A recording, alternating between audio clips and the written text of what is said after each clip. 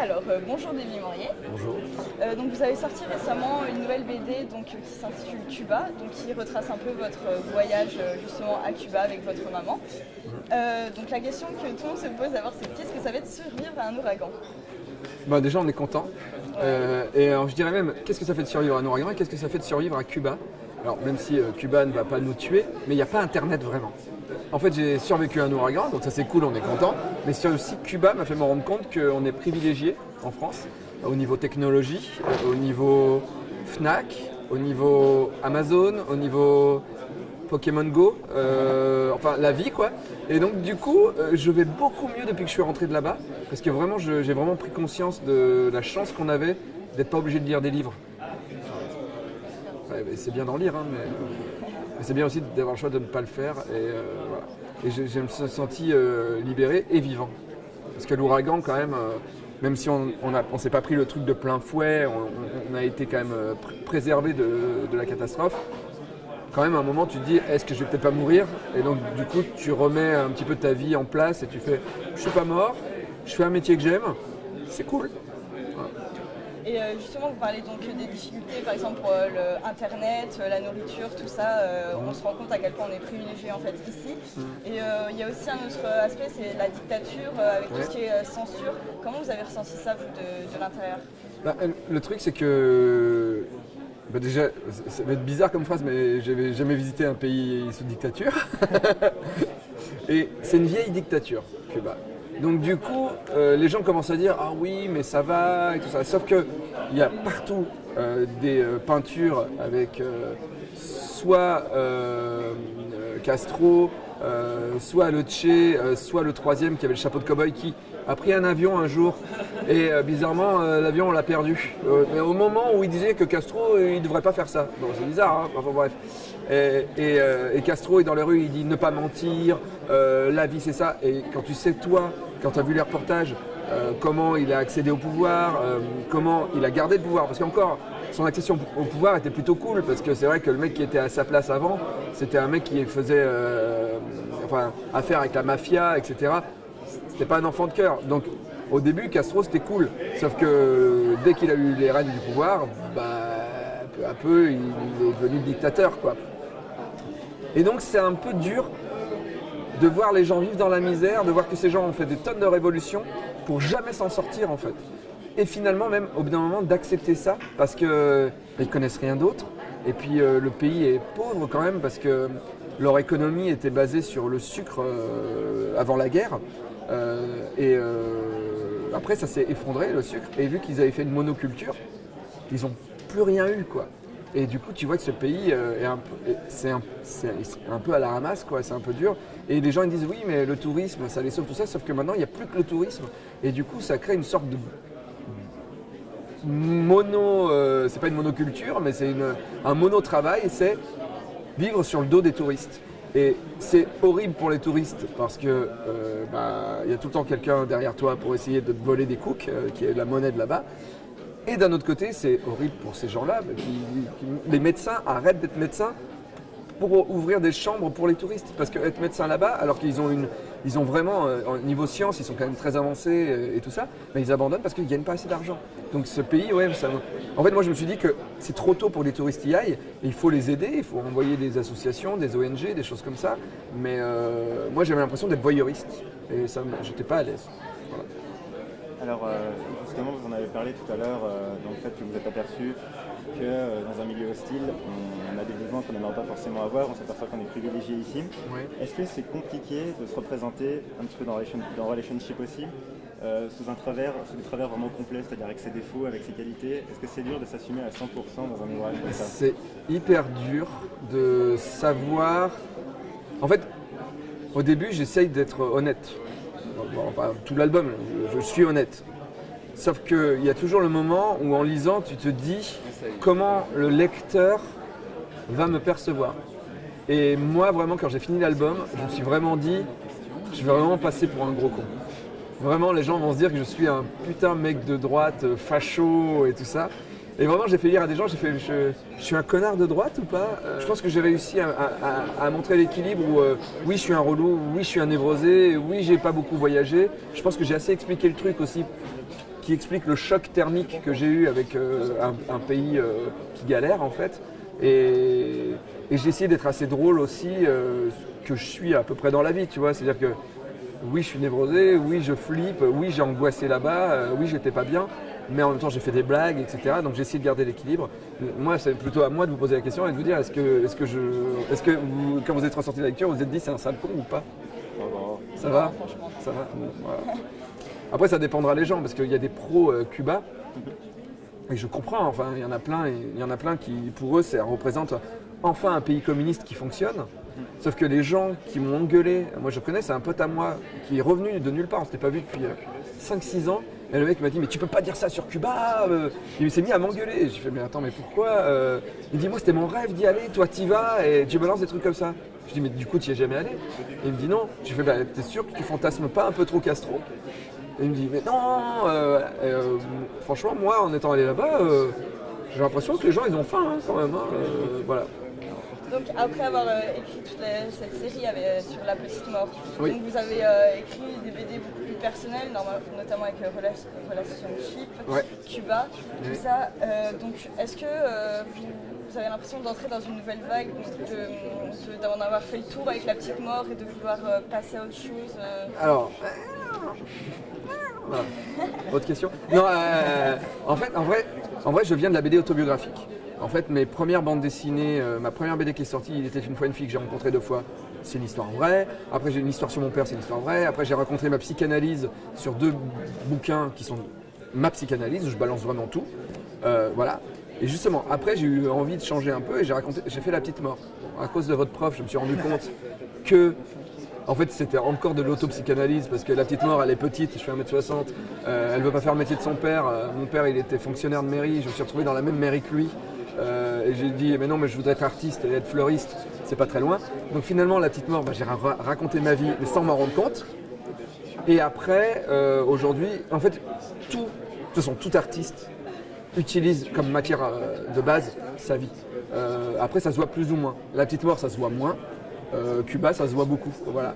Mais je pense que je continuerai tout le temps à utiliser cette matière-là.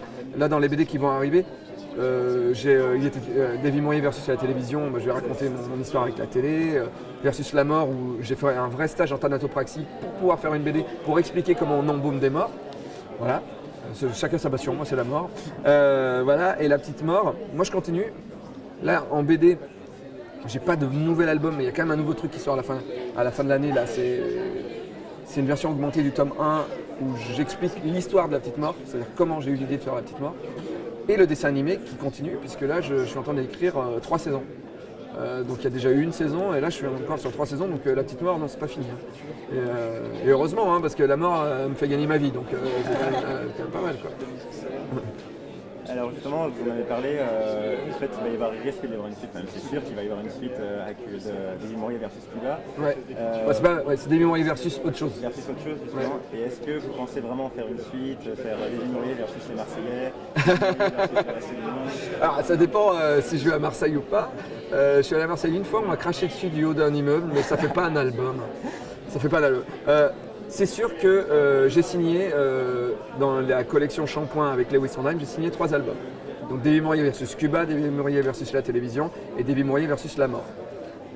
Si ça se vend bien, je suppose que après on pourra avoir d'autres Davy Mourier versus. Il faudrait que j'aille en Inde, je suppose, ou dans des pays où vraiment j'aurai un choc thermique encore. Mais pour l'instant, c'est pas prévu. Je vous avoue que Cuba, même s'il y a beaucoup de gens qui ont aimé et j'ai eu pas mal de presse, je ne les ai pas vendu de ouf non plus. Ça va, mais c'est pas top. Donc si les autres albums se vendent comme ça, je pense qu'il n'y aura que 3 exemplaires. Voilà. Et justement, avec Cuba, on a l'impression que vous changez un peu de format. Enfin, ça fait beaucoup penser à un manga, justement. Est-ce que c'est voulu, du coup, ce format? Est-ce que vous avez des inspirations manga Alors moi je viens aussi, La Petite Mort, elle est chibi. Moi, j'ai regardé le Club Dorothée quand j'étais gamin, donc je regardais des dessins animés.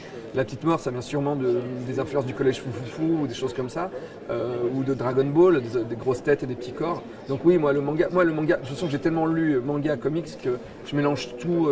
Je fais ma cuisine, quoi. Mais là, le manga, c'est l'édition qui veut ça.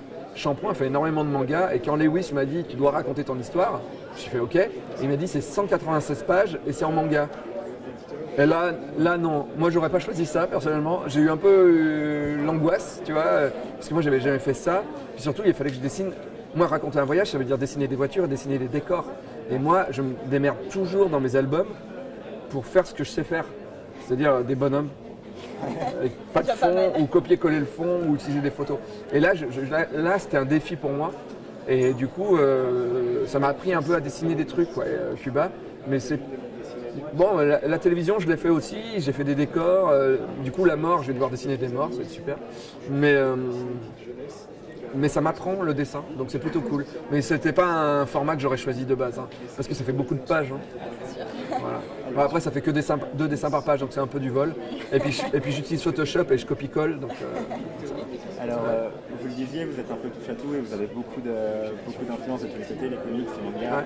Vous avez fait de la télé, vous êtes réalisateur, vous êtes acteur, vous faites de la BD. Ouais. Est-ce que c'est pas compliqué de tout concilier? Non, c'est pas compliqué parce que, en fait, avant je faisais pas de BD, enfin personne voulait m'éditer donc j'en faisais pas. Et je faisais de la télévision. Ou du web, etc. Le problème, c'est que ces choses-là, tu es obligé d'avoir des gens pour le faire. Donc quand tu es un mec névrosé qui veut travailler tout le temps parce que tu as peur de la mort, ben, au bout d'un moment, tu épuises les gens. Parce que quand tu finis de travailler, tu dis aux gens hey, « ce soir, si on travaillait ?» Les gens, au bout d'un moment, ils font « bah non ». Toi, tu fais « ah, je suis un peu triste ». Du coup, la bande dessinée, c'est génial. C'est-à-dire que tu bosses, tu épuises les gens, et le week-end et le soir, tu rentres chez toi, tu fais des planches de BD. Comme ça, tu travailles tout le temps. Et les gens, ils disent « mais comment tu fais pour produire autant ?» Je suis névrosé, c'est pour ça. Et du coup, ben, la BD, ça me permet de travailler quand les gens, eux, ils ont envie de se reposer. Voilà. Donc je fais tout. C'est juste que... En fait, c'est ma passion, je vis de ma passion. Avant, c'était mon hobby. Moi, pendant les vacances d'été, je faisais des bandes dessinées, mais personne ne me payait. J'étais en CM2. Mais ça m'aurait fait bizarre d'ailleurs qu'on me paye pour faire mes BD sur mes papiers à carreaux, mais bon, ça aurait été cool quand même. Je me serais acheté des jouets. Et du coup, aujourd'hui, t'imagines, on me paye pour faire le truc qu'avant je faisais par passion. Donc du coup, je m'arrête jamais. Enfin, c'est comme si on me payait pour jouer aux jeux vidéo. Enfin, après, qu'est-ce que tu fais? Ben, tu continues, quoi, tu vois. Et du coup, par contre, j'ai jamais le sentiment de travailler, mais j'ai jamais le sentiment de m'arrêter de travailler. Parce que même quand je vais en voyage, ben, je me dis, attends. Tu vois, je suis allé au Québec, mais ça me faisait chier d'aller 15 jours au Québec sans prévoir un truc. Donc du coup, j'ai noté tout ce que les gens disaient, tout ce qu'ils faisaient. Et au final, ben, là, je vais sortir une BD des As de la jungle. J'ai fait le scénario. Et ben, bizarrement, ils sont dans un pays froid avec de la neige et il y a un trafic de sirop d'érable. Voilà, en fait. Et du coup, vous pensez que la vidéo et la BD, c'est complémentaire? Pour moi, c'est complémentaire au niveau du compte en banque. Parce que la bande dessinée, ça paye très peu. Il faut, pour pouvoir vivre de la BD, moi, je suis entre 3 et 6 albums par an, ce que peu d'auteurs peuvent se permettre. Moi, j'ai la chance d'être dessinateur et de dessiner assez mal pour pouvoir dessiner vite et d'être scénariste. Donc du coup, je peux faire un album en 15 jours et après le dessinateur, il a 6 mois. Mais moi, j'ai fini en fait mon travail. Donc du coup, d'un côté, je gagne de l'argent comme ça. Et de l'autre côté, je fais des scénarios pour la télé, pour les dessins animés. Et ça, les scénarios, ça ne me prend pas non plus très longtemps. Donc du coup, j'équilibre et du coup, je peux gagner assez d'argent pour payer des croquettes à mon chat, au poulet. Alors, pareil, tout à l'heure, vous avez dit que votre thérapie vous faisait faire des BD. Enfin, vous expliquez ça par la BD, par la création. Est-ce que vous pensez que la BD est une thérapie pour vous? Oui, la BD est une thérapie. Moi, mes carnets, j'ai sorti une BD qui s'appelait Moirf, Journal intime d'un geek dépressif. C'était le titre entier. Ça parlait d'une de mes petites amies qui m'avait quitté. Sauf que cette BD m'a pas complètement guéri de cette rupture. Du coup, j'ai fait 41 € pour une poignée de psychotropes, qui m'a un peu plus guéri sur cette rupture. Mais c'était pas fini. Du coup, j'ai fait 50 francs pour tout, qui parle de la même fille. Là, ça allait mieux. Et après, j'ai fait un spectacle qui s'appelait Petite dépression entre amis. Et après, j'étais guéri parce que les gens, ils avaient ma dépression. Et moi, je pouvais passer à autre chose. Et après, j'ai pu rencontrer une autre fille. Elle m'avait à nouveau brisé le cœur. Et voilà, on est parti pour d'autres albums. Voilà. Vous faites beaucoup de choses, vous êtes vraiment polyvalent. Qu'est-ce que vous préférez faire? Pas chanter, pas danser, ça c'est sûr. Parce que vraiment, je suis une merde. Je crois que j'aime tout faire parce que je pense que je préfère la BD au final. Non, le scénario. En fait, c'est l'histoire. L'idée de l'histoire. Le moment où tu as un truc dans ta tête qui dit oh putain, Et là, tu vas raconter, tu vas choper ton éditrice ou le diffuseur ou le producteur et tu fais je crois que j'ai eu une idée, je crois que ça s'est pas fait encore. Attends, alors il se passerait ça, il se passerait ça, il se passerait ça. Et voir l'autre en face qui fait. Et puis 2 jours plus tard, tu as un contrat et tu fais ah, j'ai eu une bonne idée. Voilà. Et ça c'est l'idée, avoir l'idée. Et du coup, après que ça devienne une BD, que ça devienne un dessin animé ou que ça devienne une web série ou un truc, c'est pas grave. C'est l'émulsion de la création qui est ouf, quoi. Se dire qu'il n'y a peut-être que toi qui as eu cette idée-là. Tu vois. Ça, c'est cool. Est-ce que vous partagez beaucoup sur votre création? C'est-à-dire qu'une fois que tous les autres sont couchés et que vous créez tout seul chez vous, est-ce que vous les réveillez au milieu de la nuit pour leur dire est-ce que c'est bien ce que je fais? J'ai un peu ce truc-là d'avoir envie quand même. Mais des fois, ce que je fais, c'est que j'invite des gens, je dis ah, on pourrait jouer aux jeux vidéo. On joue un peu aux jeux vidéo, puis après je dis ah, en fait, j'ai fini un truc, je vais te le lire. Voilà, et après, je vois dans les yeux, j'essaie de regarder pour voir si c'est nul ou si ça va, tu vois. Et oui, j'ai envie. Après, je le fais qu'à certaines personnes parce que j'ai envie de garder la surprise aussi. Sinon, sur Instagram, si je donnais tous mes scénarios, ça serait un peu compliqué. Mais en plus, sur Instagram, des fois, je me sers d'Instagram aussi pour dessiner en même temps, pour parler aux gens. Puis des fois, ça donne des idées, des directions. Des fois, la petite mort, j'étais perdu. Et des fois, j'ai fait des lives où je disais aux gens ah, parce que j'aimerais bien, tout ça. Et les gens me répondaient, tout ça. Et là, il y a émulsion, quoi. Aujourd'hui, on a la chance d'être au festival Quai des Bulles de Saint-Malo. Ouais. C'est une occasion pour vous de rencontrer des gens, de rencontrer des copains, oui. Ou alors c'est juste pour le plateau de fruits de mer? Je n'aime pas les fruits de mer. Alors hier, je me suis barré et je suis allé manger des crêpes. Hier à midi, j'ai mangé des crêpes. En dessert, j'ai mangé des crêpes. Le soir, j'ai mangé des crêpes en entrée. Puis après, j'ai mangé une crêpe et en dessert, j'ai mangé une crêpe. Et aujourd'hui, j'ai un peu mal au bide. Et j'ai mangé des glaces là. Non, moi vraiment, Saint-Malo, c'est vraiment voir les autres auteurs de BD. Et surtout, comme toutes les dédicaces, hein, c'est pouvoir discuter avec le public et voir ce qu'ils ont aimé, voir ce qu'ils attendraient.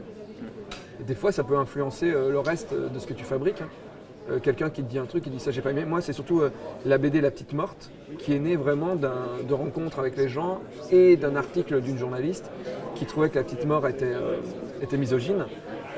Et au début, j'étais hyper vexé. Et puis après, j'ai réfléchi, j'ai relu l'album. Et en fait, je me suis rendu compte que je racontais mon enfance en Ardèche. Du coup, ma mère, elle fait la vaisselle. Ma mère, elle travaille pas.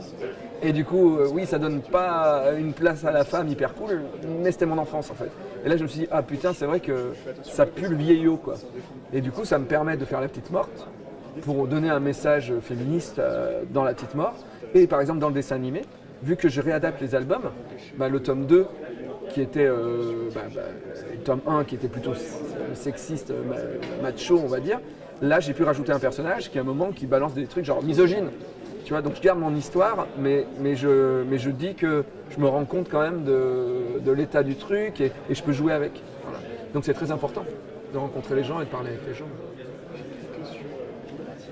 Pour conclure, oui. Sur une note directe, oui. Est-ce que vous auriez un conseil de BD, d'une œuvre que vous avez aimée récemment à conseiller à vos fans qui aiment bien votre style Qu'est-ce que j'ai lu récemment que j'ai beaucoup aimé? Il y a une BD sur le football, je déteste le football. Une BD drôle, Science Foot. Science Foot, c'est vraiment cool. Surtout si on n'aime pas le sport. Voilà. Merci beaucoup, David. Merci beaucoup. Merci.